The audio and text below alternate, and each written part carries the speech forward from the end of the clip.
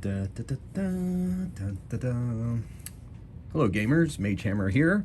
Welcome to another edition of Tonight on Magehammer's Game Table. Tonight I have another solo RPG session, the first in a series, using the Tiny D6 Tiny Cthulhu from Gallant Knight Games and designed by Alan Barr.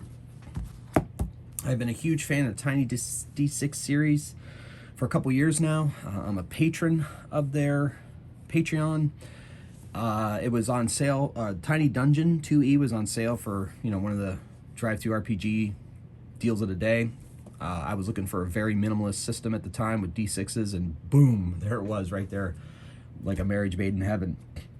It has since inspired me to create my own D6 system, and I decided it's time to give it some more love on this channel than I have been giving in the past. I did do a solo run through of the Against solo modules that Chaosium puts out for their Call of Cthulhu game, but I used the Tiny Cthulhu rule set, worked perfectly.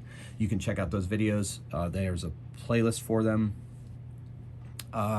So then I've decided to go full-on role-playing solo session using these rules. Now, it's not quite going to be a horror game because contained within Tiny Cthulhu, there are pulp rules. Alan Barr at first, I think, was trying to decide whether he wanted to come out with a completely different pulp system, but then I think he decided in the development of Tiny Cthulhu, he decided that it was pretty much a perfect fit for pulp. He just had to do a few different things to pop it on.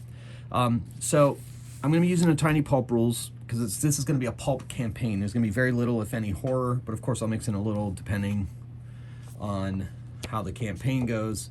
I'm not going to quite go too much into the system. I think you can watch the system develop as we go. I'll talk through it as we go. But I've always wanted to run a pulp game, and I did over the pandemic over Google Meets with some friends using these rules. It went really, really well.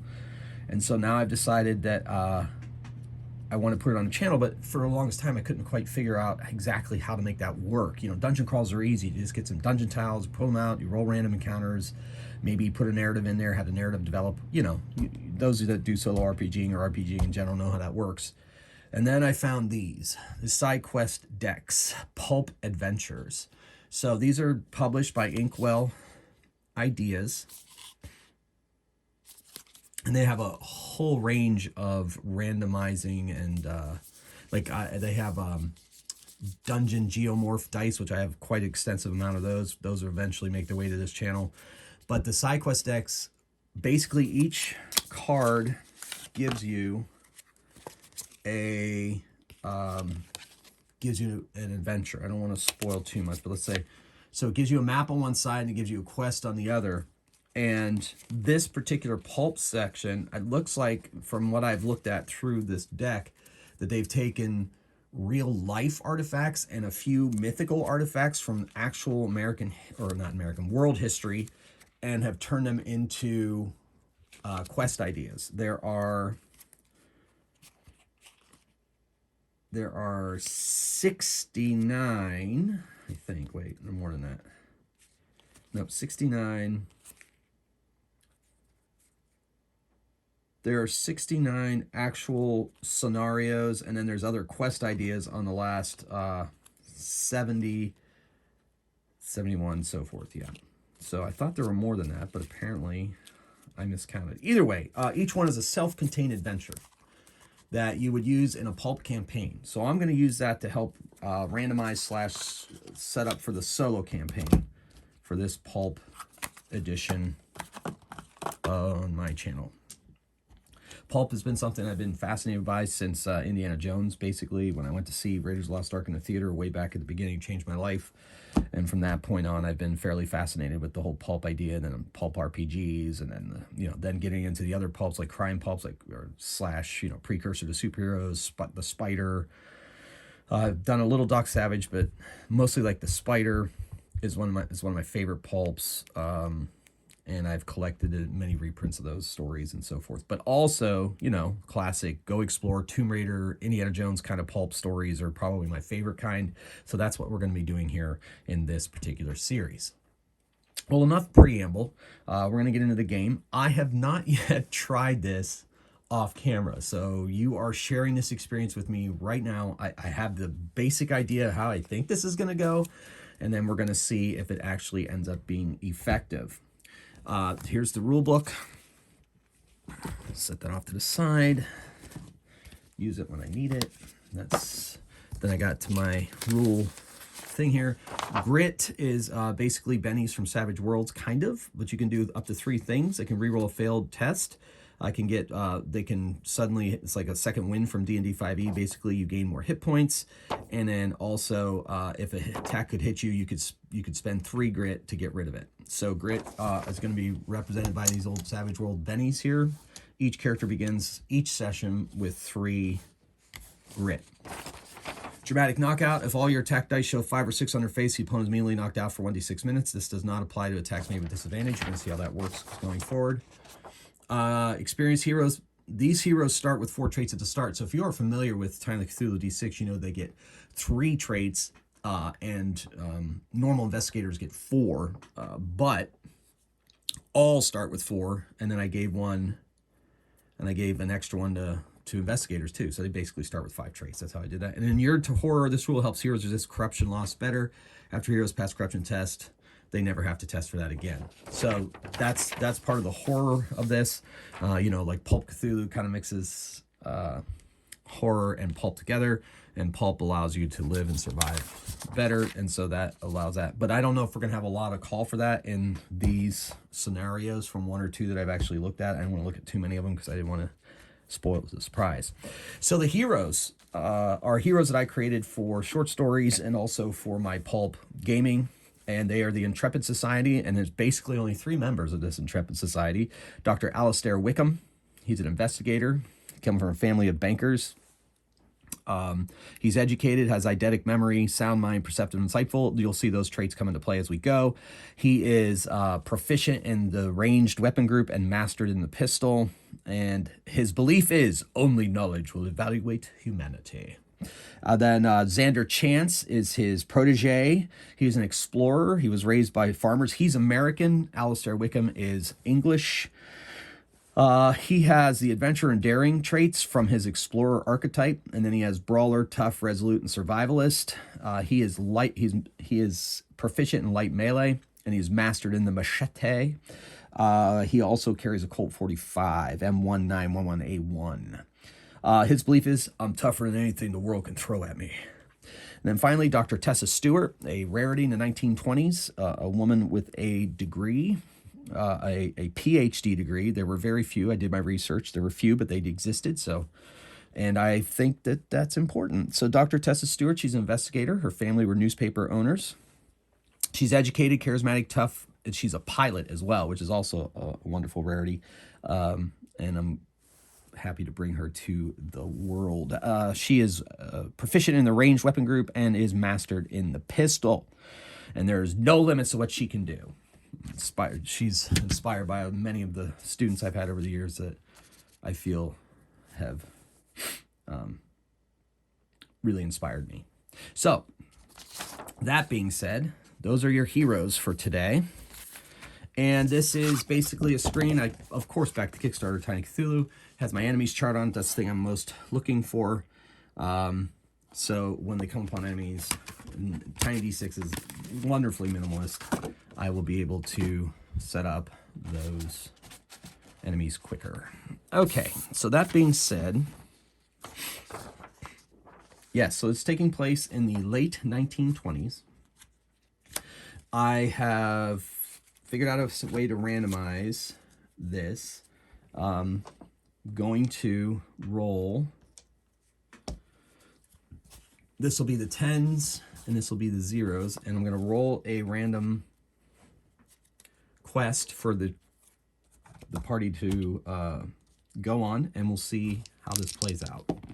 So 26, so we go to card 26. Each card is numbered. Go to 26, take a look at it. Okay, sounds interesting. I think we're going to go with it. Okay. So, the card is Figurines of Ill Intent.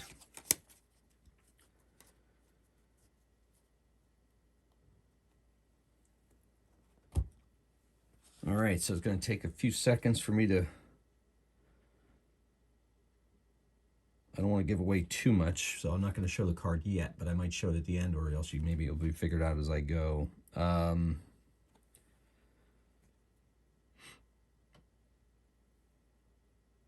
Okay, so Dr. Alistair Wickham is called to a friend's house by that friend's butler. And Alistair believes that this feels like it's going to be a problem, so he summons Dr. Stewart and Xander Chance. They go with him in his limousine to visit his friend, an antiquarian, Gerald Bond. The butler ushers them in quickly and says, "Oh, thank you for coming, Dr. Wickham. I'm so worried about Gerald. He woke up, he's become very, very seriously ill, and there was a Dogu figurine, at least that's what I think it is, by his bed. It's very strange occurrence. I do not know exactly what it is, but it is very strange." "Well, very well. Thank you. Smithers, please take us to see him." So they go up the wide stairs of the antiquarian's house, and we'll say this is in London. And they enter the room, and there he is. He looks very, very ill. His breathing is shallow. He's very pale, and there is a figurine on the nightstand next to him. He kind of turns weakly. "Oh, Alistair, I feel quite poorly." "Well, don't worry. We're going to get to the bottom of this. Dogu figurine. Interesting. Have either of you ever seen such a thing?" Tessa says, "No, I have not." And Xander says, "I don't care. Just tell me what I have to smash." "Oh, Xander, please." So they take a look at it. Quickly, Dr. Wickham sketches what exactly it looks like. He says, "Well, we're going to have to go to the library and discover what this may be. We shall get to the bottom of this, Smithers. Thank you so much for calling us." So they go out onto the street. He has his limousine driver take him to the library. However, when they get there, the building is closed. And in fact, on their way there, many different buildings seem to be closed. And some of the signs say due to illness. "Oh my, I feel we might be in the midst of a plague." "Oh, that's not good," says Dr. Stewart. "When does this begin? It just seems to be quick." So they go to the library, but now it is closed. "Well, we have to know what these are, and unfortunately, I'm pretty sure there's no references to these figurines in my personal library. So I'm afraid we're going to have to try to break in." "Let's go around. Let me drive out, please. Go down a block, park." So they get out, and they kind of wander down. Now, they've noticed that the streets are a little bit bare. The buses are, the double-decker buses are still running. There's a few cars here and there. There's a few pedestrians here and there. But ultimately, it seems pretty sparse. So they walk, they go down a back alley, and they make their way behind the library. "All right, Xander, if you would, could you please get us in?" And Xander looks at the back door, and he's like, "Yeah, I think I can do this. You want me to just kick it in, or?" Tessa says, "No, please, let me." So she decides that she's going to go up and try to pick the lock. Now, she does not necessarily have any trait that is going to give her advantage on this.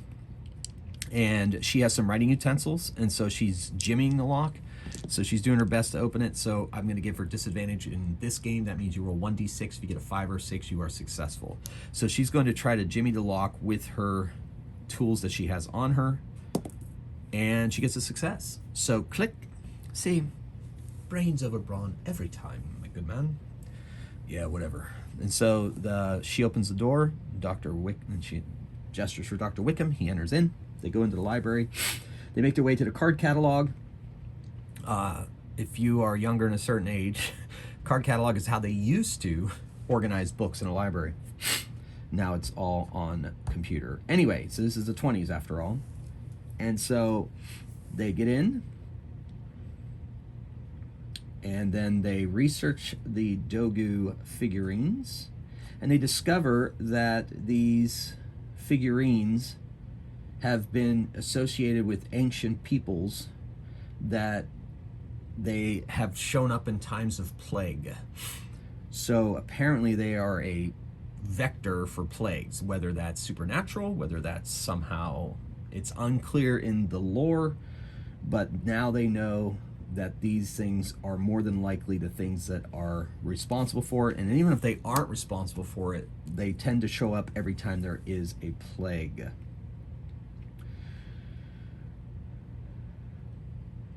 Okay, so Dr. Wickham's like, well, so plague-bearing idols, very interesting. And Dr. Stewart's like, yes, truly. Well, let's think on this. So we're going to have, both of these two are educated, so they are going to, they get advantage because they're both educated. They're advantage on trying to figure out exactly what they think they should do next. So they need a 5 or 6 on any of these dice. She gets she gets 2 6s, nice, and he gets a success as well. And at the same time, they both say, someone must be selling them. So they make their way out the back door, they go to the limo, and they have the limo take them to the closest antiquity shop that Dr. Wickham is very familiar with, because he has done quite a lot of business with them. And so they go there, and it appears that the antiquity shop, oh my goodness, my deck just fell off my table. It appears as if I'll pick them up later. It appears as if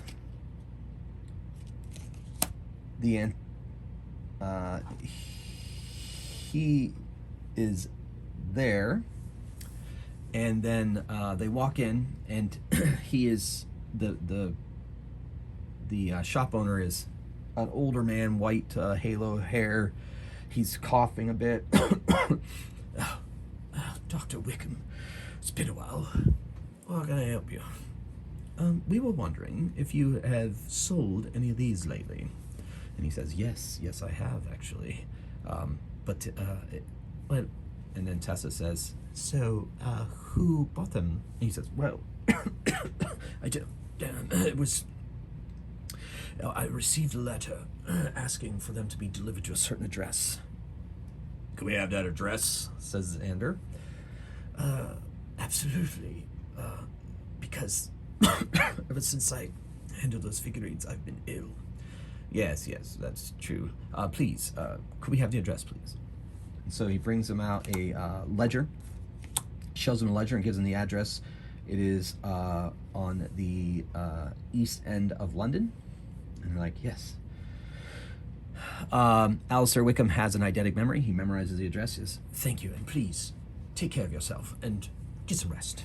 So they leave, get into the limo, and they drive to the East End, which I believe, if my knowledge is accurate, in the 1920s especially, wasn't the nicest part of town, but I don't really know. I've never been there. So I'm just making it up. It's my London, after all.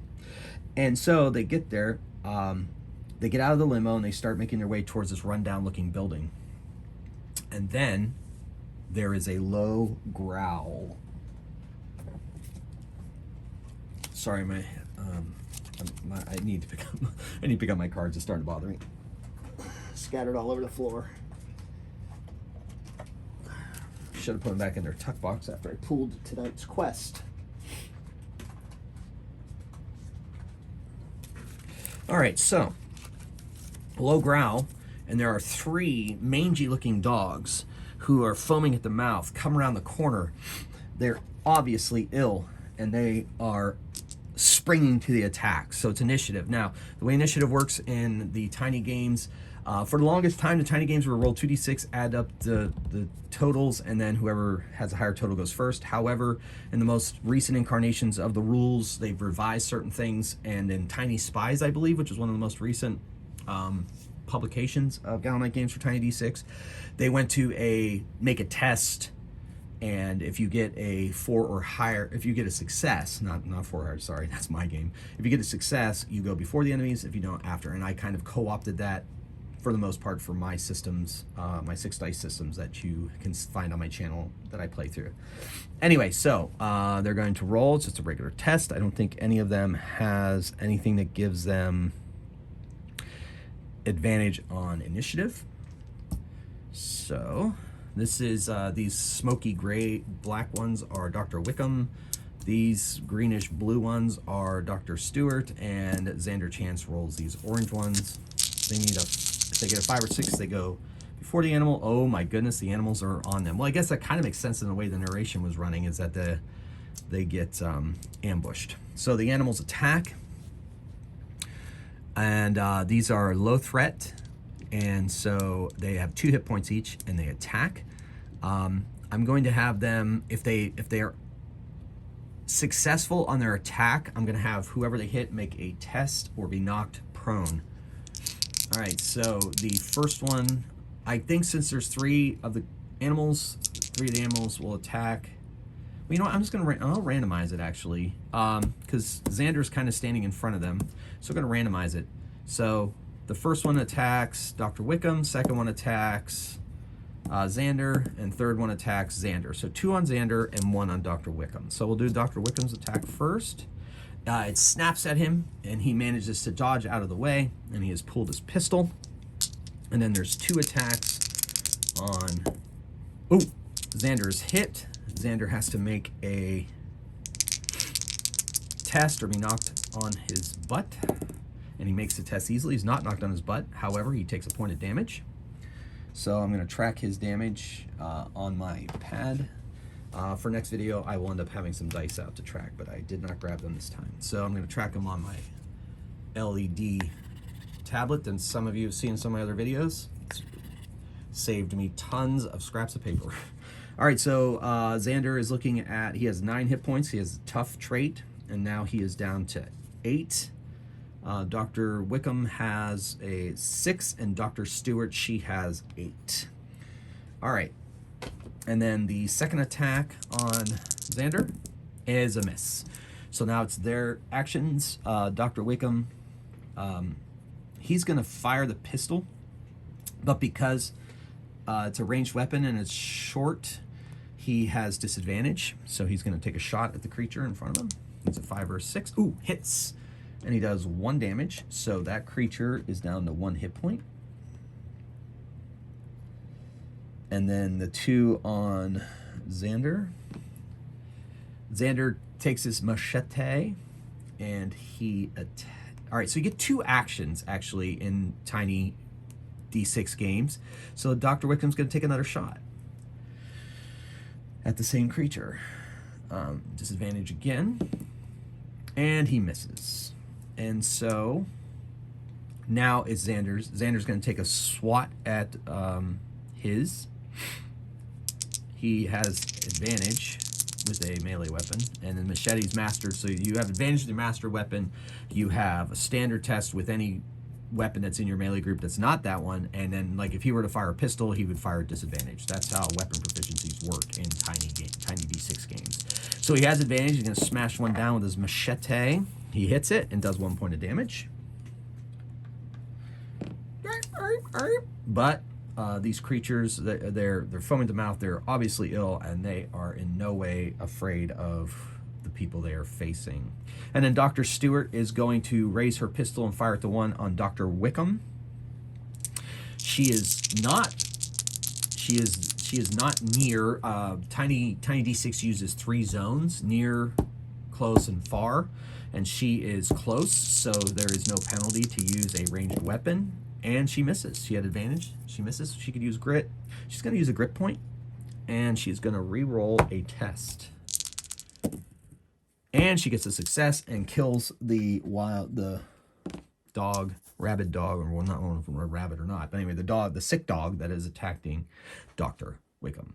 So his opponent is now down. And so we roll initiative again, and we see who acts before the creatures. And they all are going before the creatures. So now that he is no longer near, Dr. Wickham is going to fire his gun with advantage, his pistol, at one of the ones attacking Xander. And he misses. He's not going to use a grip point there. Xander is going to smack one down with his machete. He gets it. Almost a dramatic knockout. Remember, using a dramatic knockout Pulp rules. If a 5 or 6 is on every die, then it's automatically knocked out. Anyway, he does a point of damage and drops. And there's a third creature, and Dr. Stewart will take a shot with her pistol. And she gets a success, so she wings it. And it attacks. It attacks Xander and misses. So, initiative. And Xander is going after. Dr. Wickham is going before, and Dr. Stewart, she is going after. So,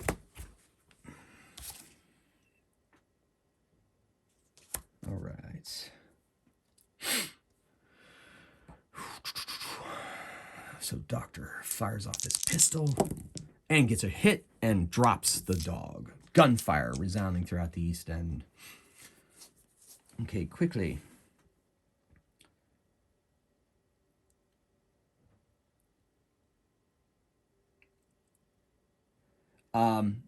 Before they are able to get closer to the building, there are they hear engines, large engines coming down the street. And they're so close. They're so close to the address, but apparently somebody else is interested as well. And then as they see coming around the corner, they see military vehicles. Oh no. So they need to hide. We need to hide quickly.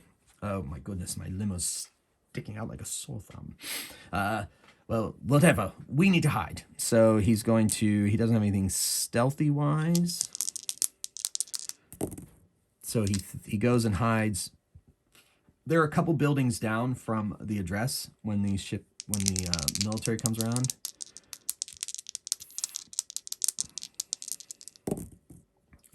He's successful as well.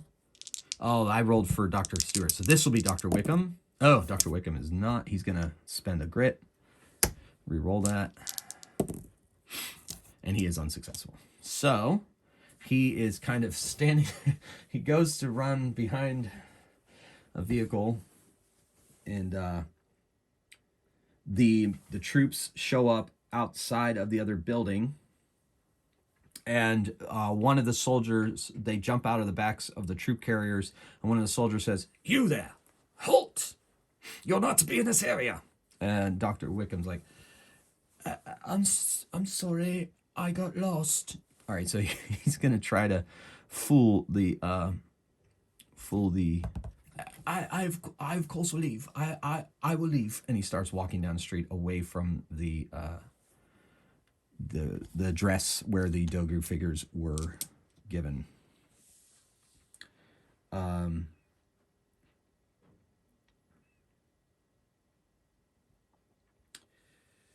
Okay. So, the military are starting to set up a cordon in the area around there, and that has just increased the timetable for our heroes. Dr. Stewart is like, "Xander, we need to get in there quickly before the military does." And Dr. Wickham turns the corner and disappears down the road. "What about the doc?" "Well, I don't know. We must go on with this mission. This is too important. If these figurines are creating this disease, then we need to stop it." "All right, let's go. Show me where to go." So they have to sneak back around some buildings and down there before the military gets that area cordoned off. So they got to make stealth checks. She makes hers. Since Xander's a survivalist, I'm going to give him advantage on this. And holy moly, that would have been a nice dramatic knockout. Anyway, so they both just make their way around. And just as they're coming around the other side, they see Dr. Wickham, who is doing a horrible job of hiding. And he goes, "Oh, over here." I'm like, "Quickly, doctor." And they run towards the compound. And there appears to be only one entrance to that address. And they're coming at it from behind.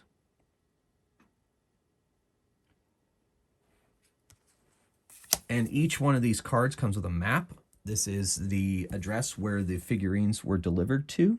It appears to be a warehouse of sorts. So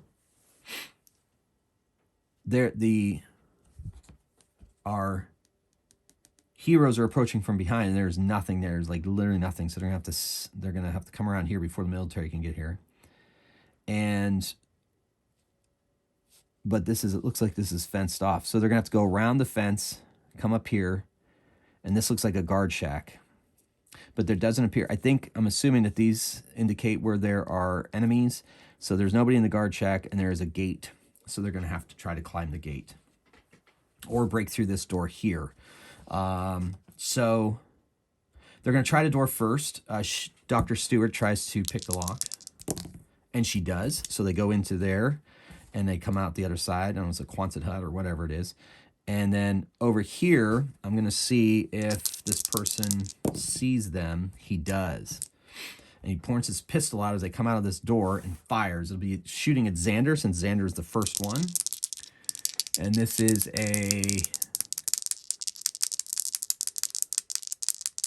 we're going to say he is a medium threat enemy.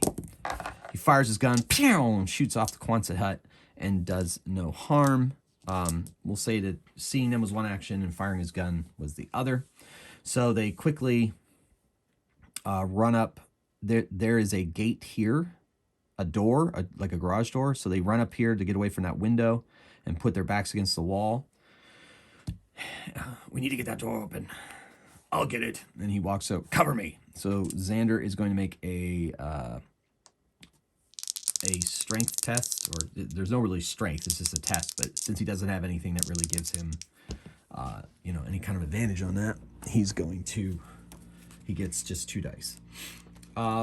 He has his adventure and daring. I'm going to double check those traits because those are part of his archetype. So we're going to take a look at that. I'm going to remind myself what that is real quick. Maybe. There he is. All right, so he is an explorer. So adventure, they test some advantage trying to decipher ancient language, explore rooms, recall historical details. And then daring, explorers are reckless and suffer disadvantage when attempting to notice traps, ambushes, or other hazards on the daring but risky course action they are taking. So yeah, okay, so that doesn't really affect him in this case. The other two are watching out for him. He goes and he's going to make a test to try to lift up. And he's unable to do it, so he's going to spend a grit to redo that test. And he does. He gets a 5, so he successfully lifts up the garage door. They enter in to this warehouse area, and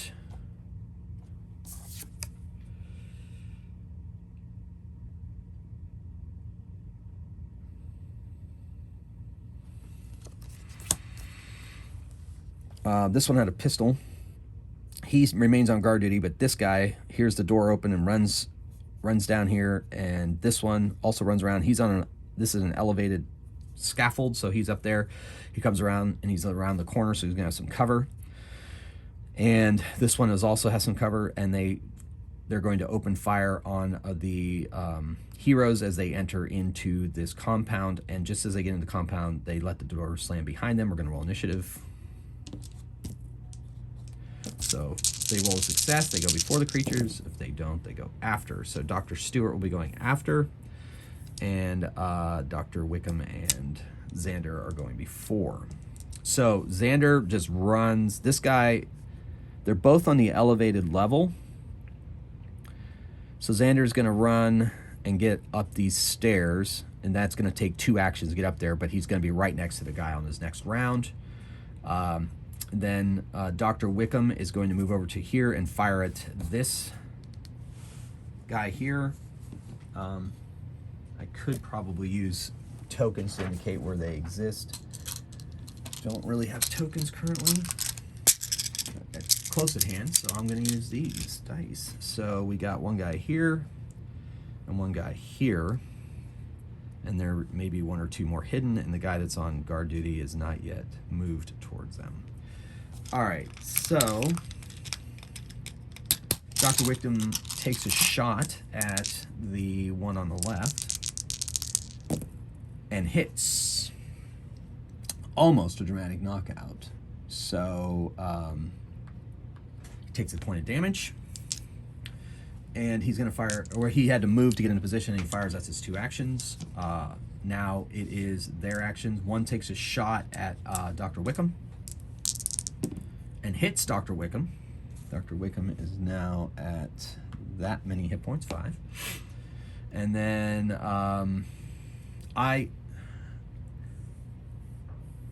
so technically I probably should have had them move and fire, so that's their 2 actions. They're going to move into position. No, they've already moved. So he gets another shot. So he takes another shot at Dr. Wickham and misses. All right. Then the other one, he dropped, or he has a pistol, but he has a, he takes out a weird cone-like thing and swings it at Xander, and this dust flies at Xander. And Xander must make a save test. Now, he has Resolute, and I believe Resolute is a trait that gives him advantage on save tests. Let me double check that. Yep, so he gets advantage on this test. He's a 5 or a 6, and he gets a 5, so he is able to hold his breath so that this powder does not attack him. And then the man swings it back again, and once more another dose of powder is sent Xander's way, and he also makes that save and is not affected by it. And then I'm going to have another opponent come onto the scene. Well, he's coming out into the area. Okay, so now it is Dr. Stewart. She fires at the one who was firing at Dr. Wickham. She is also mastered in her pistol. She gets a success and wounds the other one that was fighting Dr. Wickham. And then now it's initiative. Let's see how this plays out. So they all go before the enemy.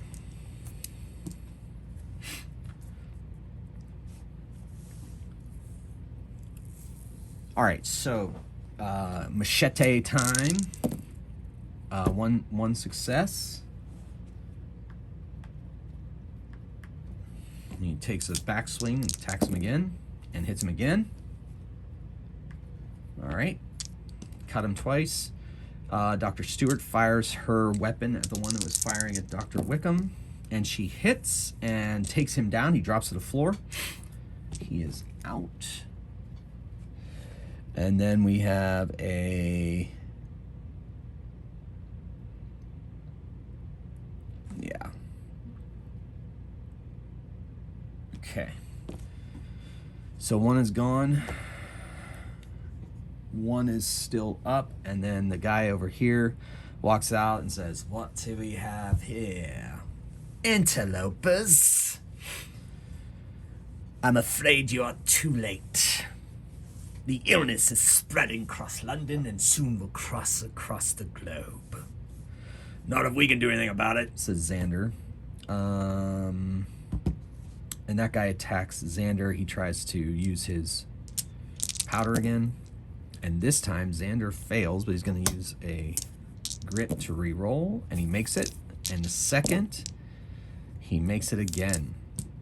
That stuff is foul, but and then this guy is making his way around to come out to a way to get into the main room.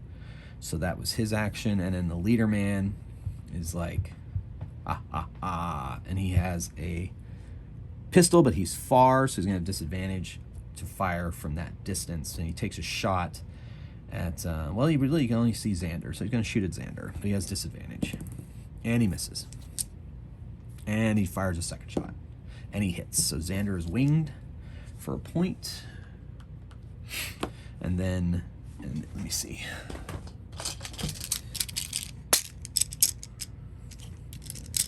Get his marker out.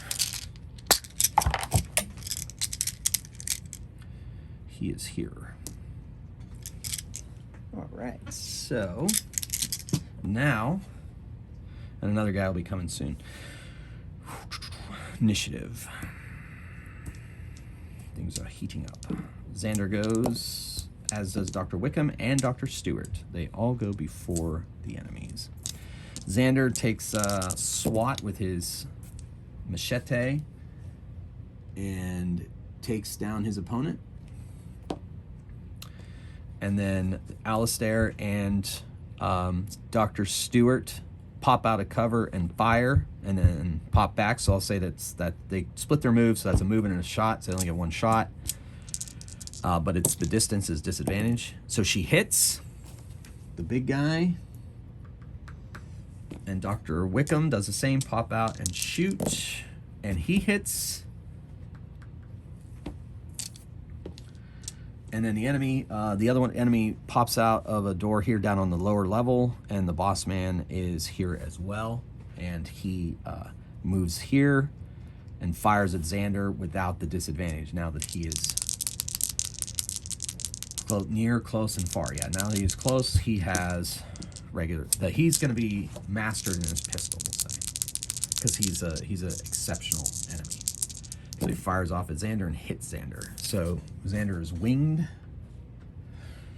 And then this guy, he takes a shot at Dr. Wickham, and it's at disadvantage because of the distance, and misses.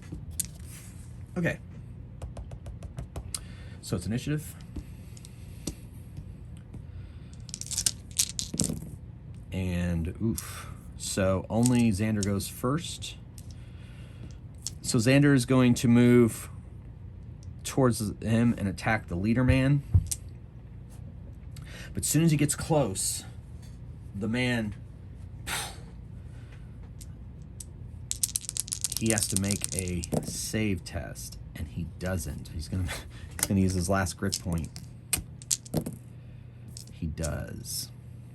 All right. So he makes it, but then he attacks with his machete and misses. So he's now fighting the man dressed in the dark uniform. The rest of these guys are wearing just leather jackets and stuff. All right, so initiative. I think. Close enough. Okay.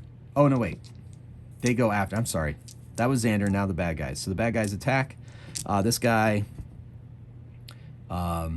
he doesn't want to use, he's going to punch Xander. No, he's going to use that powder again. So that makes Xander have to make a save. Xander makes the save. And he does one more dose, and Xander makes that save as well. Xander is resolute and hanging in there. So that was the leader man's attack. This guy is going to take 2 shots. He's going to fire at Dr. Stewart and Dr. Wickham. The shot at Dr. Stewart hits. Dr. Stewart takes a point. And then the shot at Dr. Wickham misses. All right, now it's initiative. Oh, I forgot. Oh, no, he moved. Right. Okay, so initiative.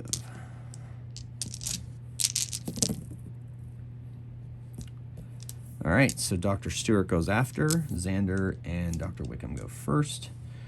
Dr. Wickham's going to move and take 1 shot at this guy up here. And he hits. So that guy is winged. And then Xander's going to attack the boss man. Hits.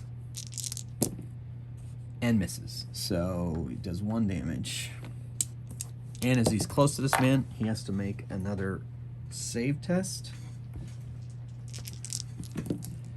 And he does. Okay. Now they attack. The leader has had enough. He whips out a sword and attacks Xander.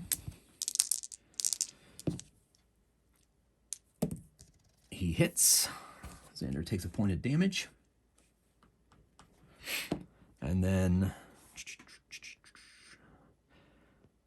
the other guy takes a shot at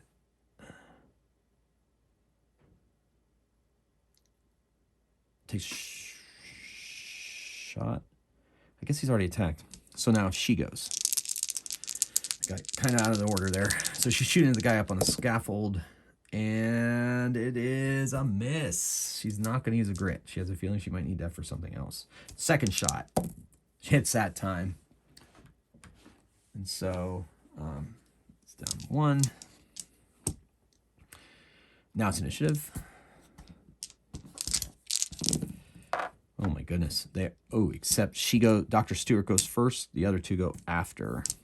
So Dr. Stewart takes another shot at that guy. Ooh, boom, hits him, takes him down, and it's a dramatic knockout. He drops to the ground. Boom, up against the wall underneath the scaffolding and goes down. And then she moves into the room, heading for those crates. And then, in the meantime,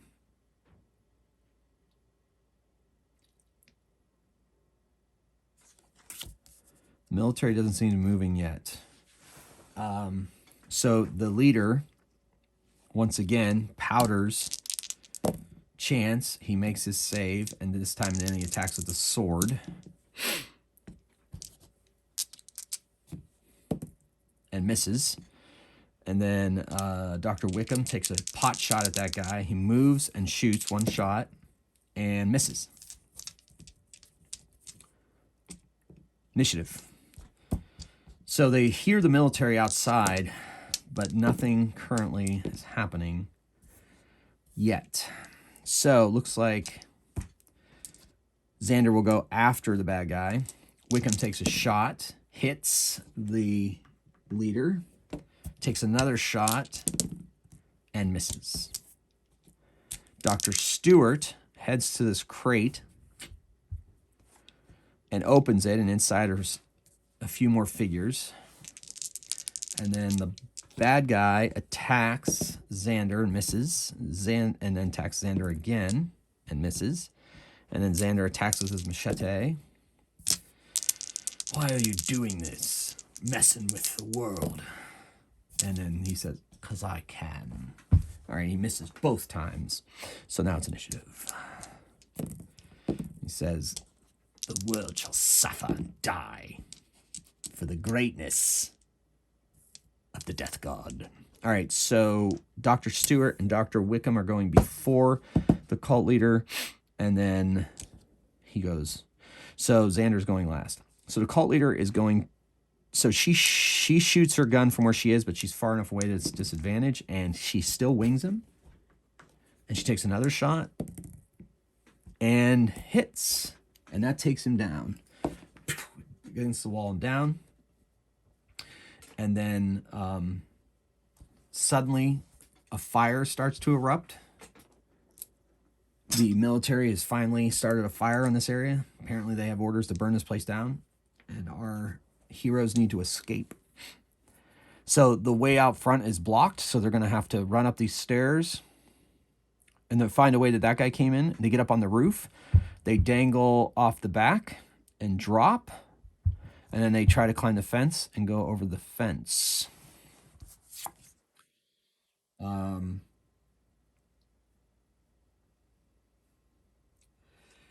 And they start to burn this area. Somehow the military found out that this is where they were, of course.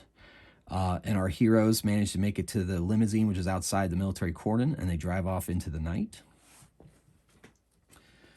Well, now that the military has us in hand, and now that we've taken out this cult, and hopefully that fire burns the remainders of those figurines you found in those crates, Dr. Stewart, that may be the end of this. However, hopefully we're able to round up the rest of the idols and get them destroyed properly. All right, so let's do it. So they go around town. Any place that has been boarded up, they get that. There's medical teams and military patrolling the streets. There's a quarantine. They ask everyone to hide, so they have to they drive to his home, and then they sneak around the back alleys trying to find the figurines and burn them as well, and they do so. And in the end, after a couple of weeks, the crisis is averted as the figurines are destroyed, and that leads us to them relaxing in Dr. Wickham's mansion, the headquarters of the Intrepid Society. They're having some tea, Xander's having a beer, and they're reflecting upon their adventure. So, job well done. So now, I'm going to be using the advancement rules in the tiny D6 system, and dun, dun, dun, dun, dun, dun, dun. Tiny advancement, minimalist advancement. So I'm going to use the rules where they gain experience points. 1d3 experience points per session awarded to the group as a whole, meaning everyone in the group gets the same amount of experience.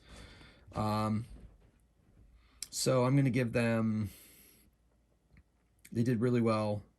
So I'm going to give 3 experience points, and at some point to be able to turn those experience points in for more hit points, or become proficient in another weapon, or master another weapon, or gain a new trait depending on the point breakdown.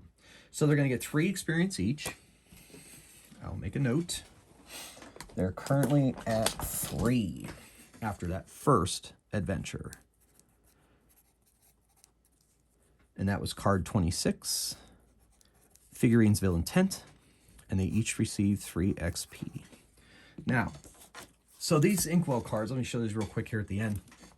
So basically they have, they give the Game Master, a major city has been beset by strange illnesses and mysterious Dogu figures have been found near each infection. The cult behind the figurines must be stopped lest the city be destroyed by the plague. Getting the PCs involved. You have 2 options for getting them involved. I went with one of the characters' contacts becomes seriously ill and the Dogu figure is found by his bed. Then they have to go to the library, but the library's closed. They have to sneak in. Then they go to an antiquity shop. They find a delivery address. They get attacked by animals once they make their way there. And then troops show up to help burn out the infection. But we manage to reach the cult compound to fight the cultists. And then apparently the weapons make the PCs fall ill. But the way I played it, they got to make save tests. And the other 2 never even got close to any of them. So every time Xander made a save test, and especially with the help of grit. So he did not have to. So that's what I'm going to be doing for this series. I'm going to be random card each time. And then could take us all over the world. So I'm looking forward to that. I think that worked out really well. I had a good time. And so on that note, episode 1 of the Intrepid Society, tonight on Magehammer's Game Table, is done. And so until next time, keep on rolling dice and playing games. Magehammer out.